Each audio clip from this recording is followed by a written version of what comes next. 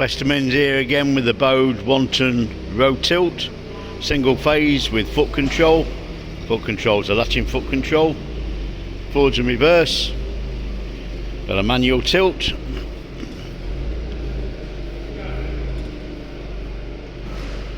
And then also back the other way. Table will actually go all the way round if needed. Great for doing flange work where you can actually get in. Like I say, foot control's a latching foot control, latch on, and variable speed.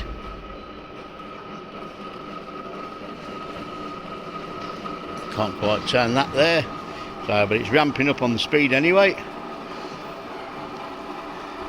Machine will either be sold as seen or fully serviced to order.